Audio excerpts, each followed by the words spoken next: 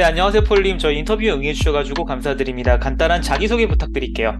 네, 안녕하세요. 저는 화학회사 인사팀에 현재 1년 반 정도 근무 중인 폴이라고 합니다. 네, 현재 화학 대기업에서 인사 직무로 근무하고 계신데, 현재 하고 계신 업무에 대한 구체적인 내용을 좀 말씀해 주실 수 있을까요? 네, 저는 현재 전반적인 인사 관리를 담당하고 있고, 주요 업무로는 채용, 비정규직 관리, 그다음에 교육, 대관청 업무 등의 전반적인 인사 관리를 좀 담당하고 있습니다. 네, 지금 들어가신 지 얼마 안 되신 걸로 제가 알고 있는데, 이제까지 하셨던 업무 내용 중에 가장 어려웠던 업무는 어떤 것들이 있었을까요? 저 개인적으로는 좀 법과 관련된 부분들이 좀 어려웠습니다. 학부 시절에는 좀 경영 이론과 같이 조금 원론적인 내용들을 주로 공부를 하였다면 실무에서는 제가 하고 있는 채용 공고 또 근로계약서 등의 내용들이 법에 위반되지 않거나 또 철자나 오타 등이 있는지를 학부 시절에 비해서 조금 더 꼼꼼히 봐야 되고 또 상대적으로도 책임감을 갖고 더욱더 공부를 좀 더 해야 함을 느꼈기 때문에 이러한 부분들이 개인적으로는 좀 익숙해지는 데는 좀 어려웠던 것 같습니다. 네, 확실히 계약서 같은 것들을 다루기 때문에 노동법 관련된 지식이나 상식이 필요할 것 같은데요. 취준생들이 이러한 지식들을 가지고 있으면은 훨씬 더 취업에 도움이 될 수 있을까요? 개인적으로는 그렇다고 생각합니다. 왜냐하면은 저 개인적으로 면접을 봤을 때 노동법에 관한 질문들도 면접관들이 하였기 때문에 이러한 부분들을 알고 좀 면접이라든지 아니면 본인 입사 지원서에 조금 더 어필을 한다면 면접관들께서 조금 더 채용에 있어서 적합하다고 느낄 수 있다고 생각합니다. 확실히 학부 때 노동법 관련된 수업을 들어보고 과제를 해보는 것도 도움이 크게 되겠네요. 네, 아무래도 법 전공된 분들이 이런 부분들을 좀 알고 있을 테지만, 인사 직무는 사실 전공과 관련없이 누구나 다 지원을 할 수 있기 때문에, 비전공자들이 이런 법과 관련된 내용들을 조금 더 학습을 한다면, 충분히 좀 도움이 될 거라고 생각합니다. 네, 그러시면은 HR 업무를 하시면서 가장 보람 있었던 일은 어떤 일들이 있을까요?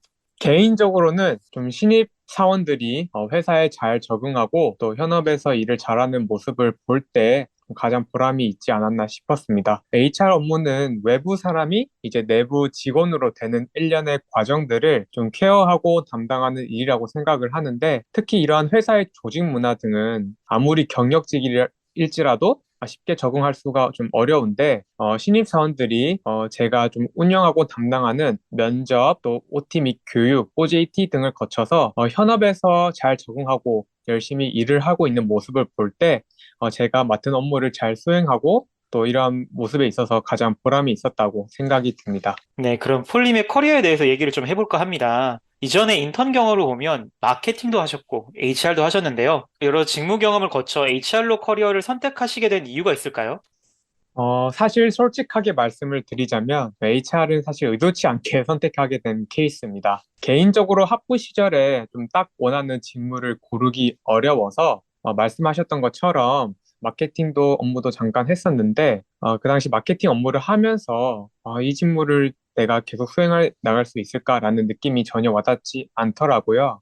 그러던 중에 졸업 전에 이제 HR 직무와 관련된 인턴 공고를 보게 되어 도전을 하게 되었고 인턴 기간이 끝난 후에도 말씀하셨던 것처럼 조금 더 이러한 부분에 있어서 커리어를 쌓고 싶은 생각이 들어서 취업 준비를 하면서도 HR 중심으로 좀 도전을 하게 되었던 것 같습니다. 네, 마케팅에 대한 업무는 어떤 업무들이 좀 나와 맞지 않다라고 느끼셨을까요?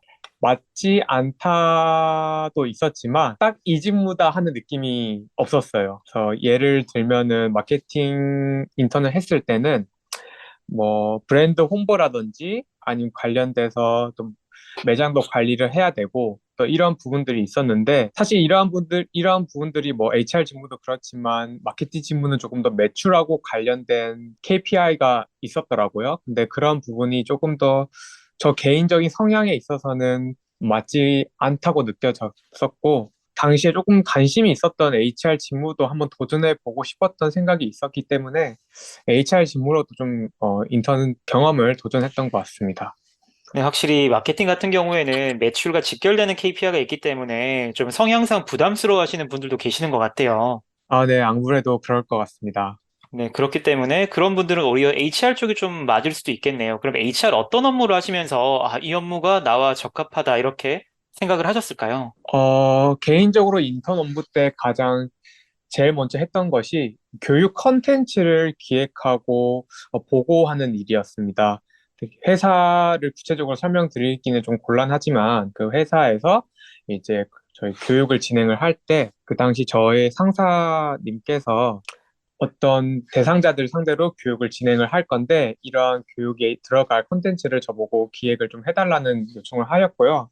실제 교육의 콘텐츠를 기획을 하고 또 조사를 하면서 마케팅하고 조금 관련이 있겠지만 아무래도 다 결이 다르다고 생각이 들었고 실제로 좀 그 당시 제가 좋아했던 산업이기도 했고 막상 이런 교육 콘텐츠를 개발한다고 생각이 들었을 때 좀 흥미가 가지 않았나 생각이 들었습니다. 이제 채용에 대한 얘기를 해볼 텐데요. 현재 채용 시장이 예년과 같지 않다라는 보도가 굉장히 많이 나오고 있습니다. 대기업의 채용 계획은 이전보다 줄어들었다라고 보는 것이 맞을까요? 개인적으로는 회사마다 다르다고 생각이 듭니다. 왜냐하면, 말씀하셨던 것처럼 이제 뭐 경기가 어려워, 채용 시장이 예전과 같지 않은 그런 어려운 기업이 있는 반면에, 새로운 산업이나 또 시장에 투자하기 위하여 채용 계획이 더 커진 회사도 있다고 생각이 듭니다. 저희 같은 회사도 후자라고 생각이 들고요. 개인적으로는 새로운 산업이나 또 투자가 없는 기업은 생존이 어렵다고 생각이 들기에 기업들의 채용 계획은 아무래도 좀 줄지 않을 거라고 생각이 듭니다. 네, 지금 말씀하신 화학 산업 쪽에는 어느 정도 채용이 늘어간다라고 볼 수도 있겠네요. 네, 개인적으로는 그렇다고 생각이 듭니다. 네, 조금 더 구체적으로 HR 직무의 취업에 대해서 얘기해 보도록 하겠습니다. HR 직무로 취업하기 위해서 필요한 스펙과 역량은 어떻게 될까요? 아무래도 관련 경험이 좀 중요하다고 생각이 듭니다. 특히 저 개인적으로는 학부 시절에 배웠던 HR과 또 현업 실무에서 해본 HR이 결이 다르다고 좀 느껴졌거든요. 특히 이제 인턴, 계약직 등의 실무 경험을 채용 전에 쌓는다면 스펙 측면에 있어서는 중요하다고 생각이 들고요. 역량 측면에서는 모든 직무가 그렇겠지만 HR 같은 경우에는 특히 더 꼼꼼한 또 세심한 역량이 중요하다고 생각이 듭니다. 제가 해왔던 업무를 조금 설명을 드리자면 채용과 교육에 있어서 어떤 계약서 쓸 일이 정말 많은데 이러한 내용들이 하나부터 열까지 본인이 다 책임을 갖고 신경을 써야 하기 때문에 아무래도 세심하고 좀 꼼꼼한 부분이 HR 직무로서 중요하다고 생각이 들었습니다. 그러면 아까 HR 실무와 학교에서 배웠던 HR이 간극이 있다고 말씀 주셨는데 어떤 식의 차이가 있을까요? 사실 HR을 학부 시절에 배운다면 조금 더 원론적인 내용들을 많이들 공부를 할 겁니다. 사실 실무에서는 그런 원론적인 내용도 중요하지만 뭐 진짜 실제로 쓰이는 그런 용어들이 학부 시절에는 조금 다르다고 생각이 들었습니다. 뭐 예를 들자면 사실 뭐 통상임금, 평균임금 등은 뭐 학부 시절에는 전혀 배우지 않았고요. 뭐 이러한 부분들을 좀 미리 또 채용 전에 좀 학습을 한다면 아무래도 실무에서는 일을 하시는데 조금 더 적응이 될 거라고 생각이 듭니다. 그러면 HR 직무 면접에서 많이 물어보는 질문들은 어떤 것들이 있을까요? 제가 취업을 준비하면서 가장 많이 들었던 질문들은 아무래도 HR에서 가장 중요한 역량이 무엇인가요? 라는 질문을 많이 들었던 것 같습니다. 좋은 답변과 좋지 않은 답변을 말씀을 드리자면 좋은 답변은 정해진 답변이 없기 때문에 자신만의 생각으로 좀 도출하는 게 가장 좋은 답변이라고 생각이 들고요. 예를 하나 들자면 저 개인적으로는 소통의 다양성이 조금 중요하다고 생각이 들었습니다.